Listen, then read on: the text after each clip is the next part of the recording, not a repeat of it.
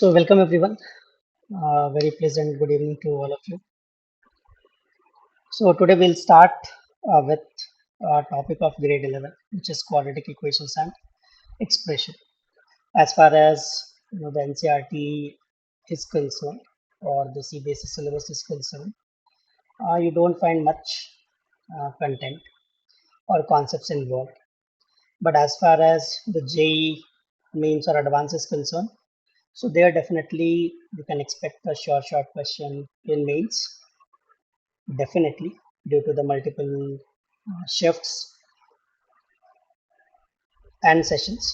But in J Advanced, again, occasionally, you can come across the questions. If not directly, definitely the concept of it will be involved in uh, other questions.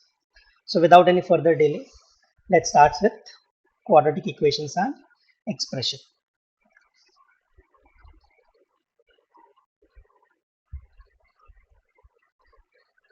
So let's call it as QEE, which is quadratic equations and expression.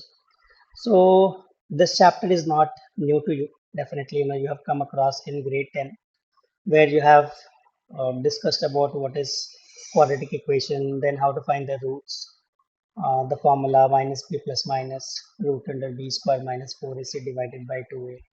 Then few more things like sum of the roots, product of the roots, then forming the quadratic equation when roots are given. So basically some idea definitely every one of us would be having, but again to start from zero, right, in case somebody have missed out in grade 10 or you're not pretty confident about it, so we'll start from the zero. Okay, so the very first part is what is quadratic expression or what is quadratic equation. So I would say that parallelly you can make notes as well. Whatever key points you feel, you can write, because once the exam would be near, it will be very difficult to read the entire, it will be difficult to go through the entire video, or you may not figure out that where this concept was discussed. So those difficulties would be there. Okay? So it's better that whatever key points are there, you can write. Okay. So the first part is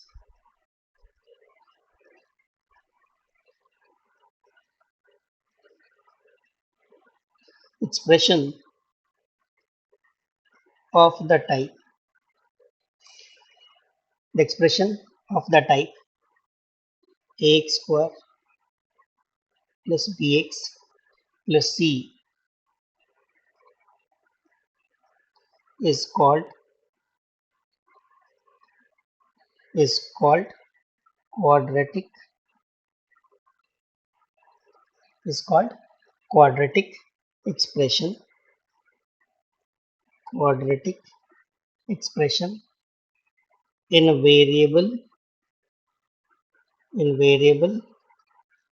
x, where a comma b comma c are are constants and a is not equal to 0.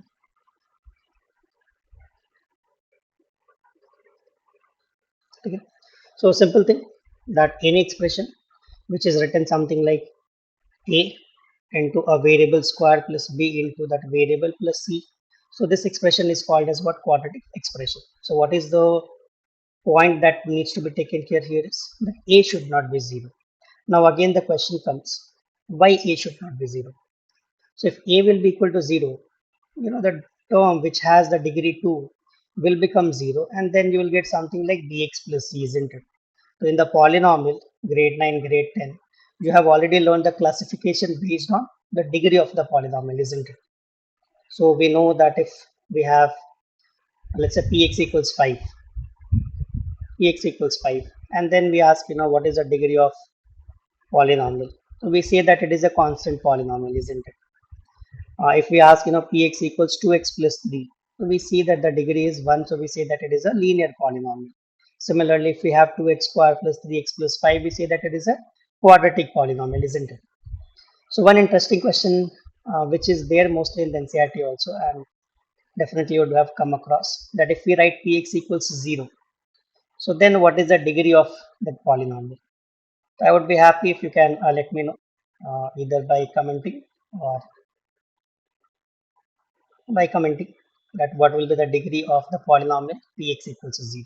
Okay, so I hope it is clear to everyone, right? Now the next point we have is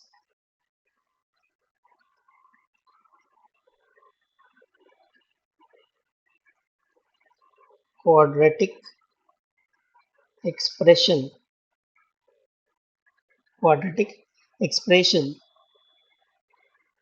equated to 0 is called quadratic equation. Is called as what? Quadratic equation means, see like this. We have got, let's say, 2x squared plus 3x plus 5. So you have only left hand side, you have got some expression is given, isn't it? So if I equate it to 0 or some constant, right? So basically what has happened, the equation has formed, isn't it? Okay.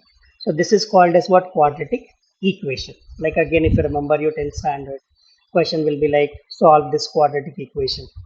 And then you will see left hand side something is written equal to, and right side some constants are there or some linear expressions are there, isn't it? Okay. So I hope it is just the basics. Definitely you'd be comfortable. Let's go ahead further. Now, let's say if A is not equal to 0, then what we can do? So if A is not equal to 0, then ax square plus bx plus c can be written identically. You can see like here I'm not writing the equal to symbol, I have written like 3 dash I have drawn, isn't it? So what it is representing? It is representing an identity. What it is representing? Identity. So now again the question comes, what is an identity? So where you have heard this identity word? So like if I remember 8th standard, there was a chapter named algebraic expressions and identities, or in 10th standard trigonometric identities. So what is an identity? So it is basically an equation which is true for all the values of x. For example, sine square theta plus cos square theta equals 1. So it is true for all the values, isn't it? So similarly here, ax square plus bx plus c can be written identically equal to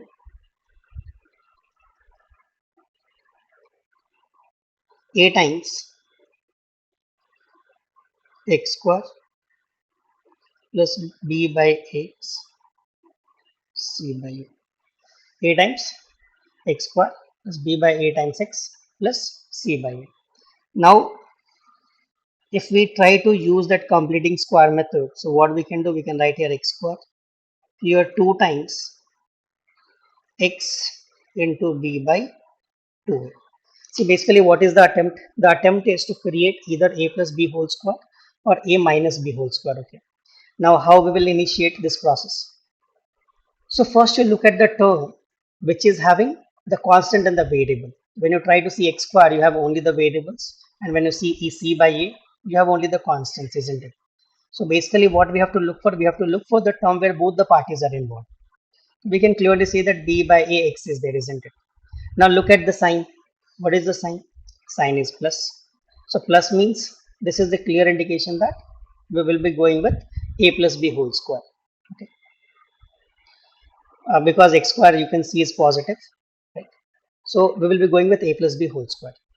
Now when you see a plus b whole square, so you have a square plus b square and plus 2ab.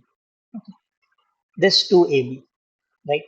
So 2 is needed. But when you try to concentrate here, you can clearly see that the 2 is not there, isn't it? So what we can do, we can multiply by 2 and then we can divide by 2. So here I have multiplied by 2 and here I have divided by 2. Here I have divided by 2. So it got balanced. So now if I ask anyone to designate who is A, who is B in that A plus B whole square formula, so you can very clearly say that this is A and this is going to be B, isn't it? So what should be the next term? The next term should be B square.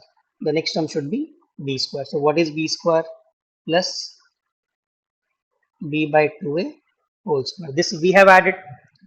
So we have to subtract also. So b by 2a whole square, and then what we have is c by a. Now again, if you try to concentrate here, you can see like these three terms, isn't it? X square plus 2 times x times b by 2a plus b by 2a whole square.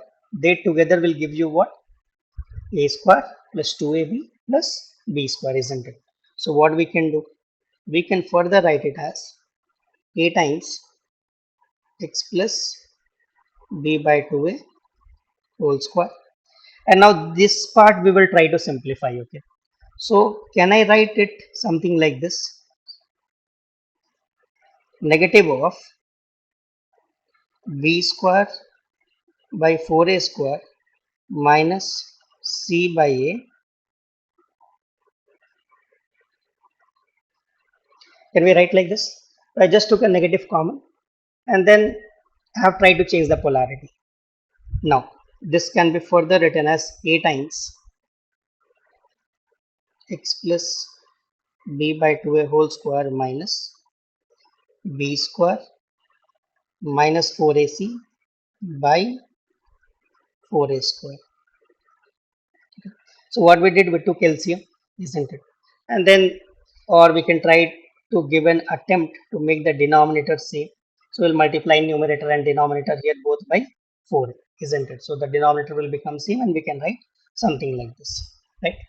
Now from your 10th standard, you are very much well aware that b square minus 4ac has been given a name. What is that name? That name is d, right? Which represents discriminant. Discriminant. Let us give you the nostalgic feeling. Based on the discriminant, you used to tell whether it is a whether the roots are real and distinct, real and equal, or non-real roots, isn't it? So this quantity, let's call it as b. So now this expression will get reduced to what? This expression will get reduced to a times x plus b by 2a whole square minus this quantity. Can I write like this? Root d by 2a whole square. Can we write like this? See, root d square will give you d and 2a square will give you what? 4a square, isn't it? Now why I am doing this? Because my attempt is to create something like a square minus b square, so that later on using the identity I will be able to factorize it. Okay, so let's go further and let's factorize this. So what we will get? We will get x plus b by 2a plus root d by a. This is a plus b, and then we will get x plus b by 2a minus root d by 2a. So we can write like this. Okay. Now normally when we write the factorization, right, of an expression, we try our best that we try to write something like x minus of that quantity, so that when you are giving an attempt to find the roots, directly you can equate to 0 and that quantity we can send on the right side. What I mean is, if we have something like this, isn't it, x minus alpha into x minus beta equals 0. So what we can do, we can write x minus alpha equals 0 and x equals, directly we got alpha, isn't it? So my question to everyone is, can we write it like this? A times x minus,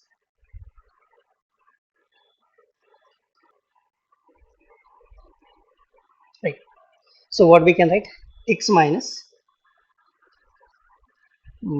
b minus root d by 2a. We can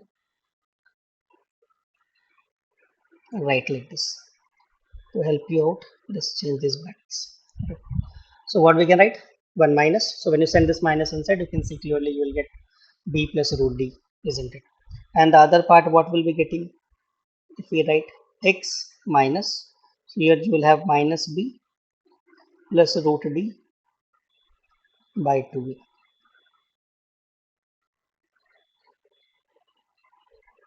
Okay, so I hope it's visible. In case not, let's change this.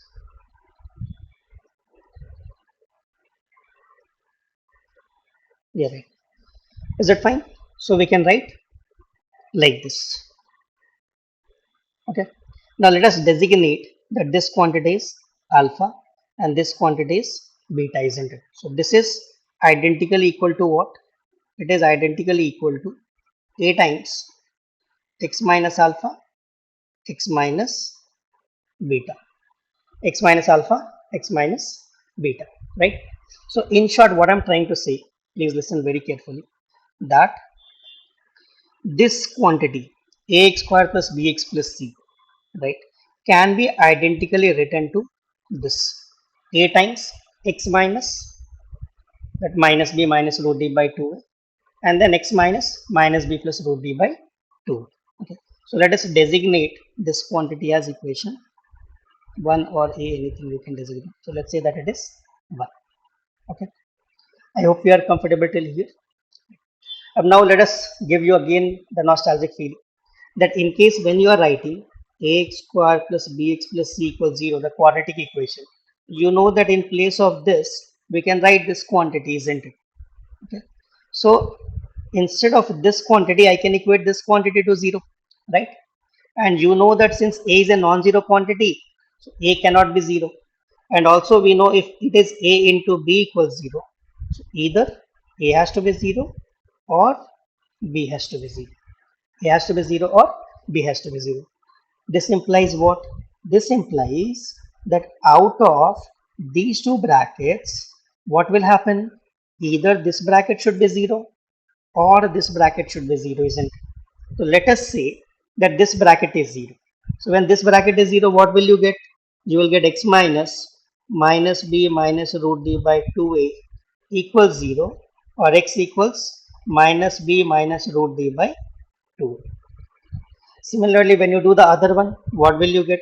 X equals minus b plus root d by 2. And now try to reconnect or recollect. What is this? It is same as minus b minus root under b square minus 4ac by 2a, and it is minus b plus root under b square minus 4ac by 2. And I hope now you can understand that how that formula, which has been taught in 10th standard, what is a derivation for it, right? So basically this method is called as the completing square method. Okay, I hope we are good. So let's take one example to understand this. Let us take any example.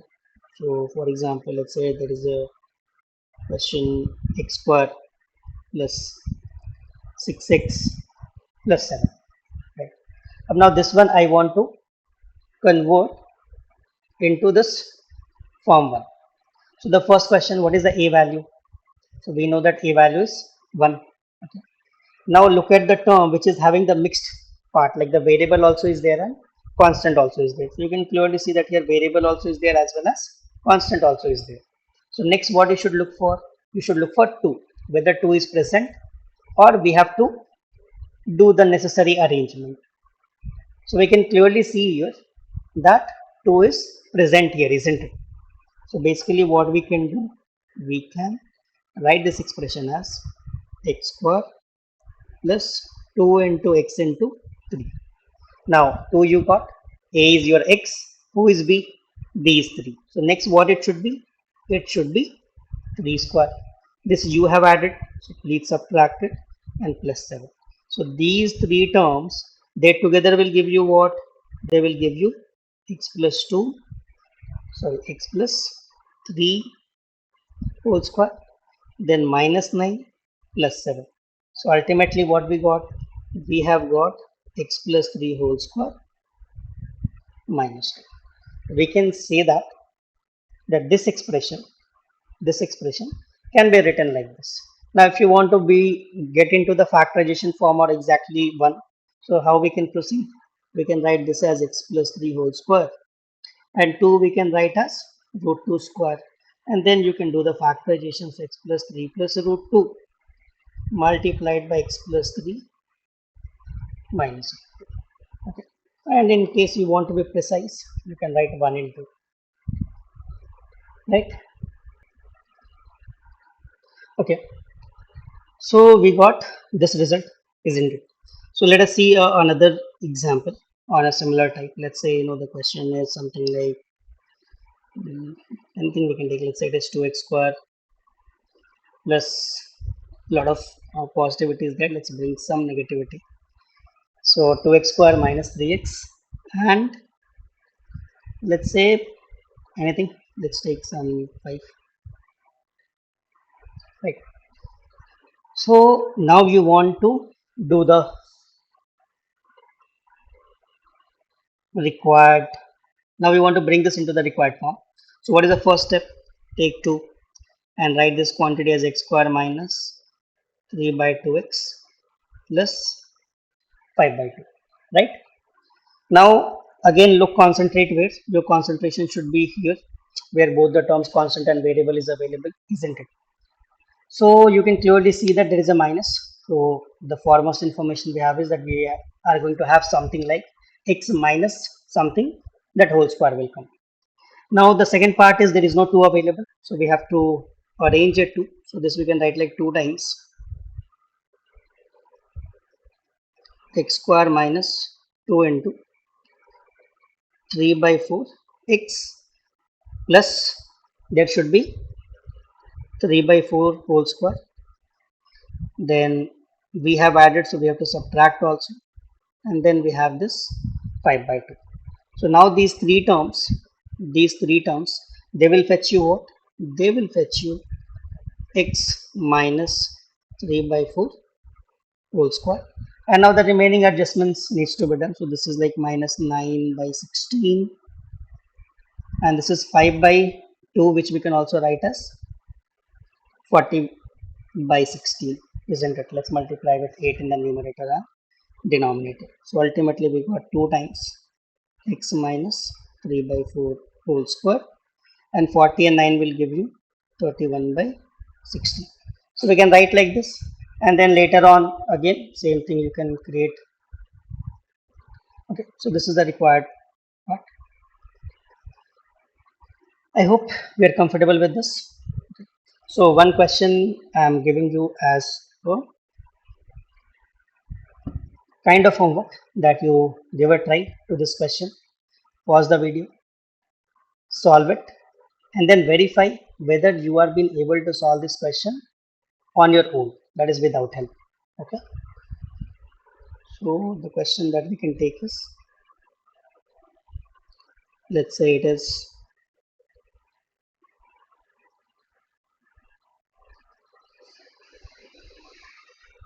and let's take it as root 2 times x square plus 5x and minus 3. Okay. So what you are supposed to do, you are supposed to pause the video, then give a try, and then later on come and verify whether you have got the right answer or not.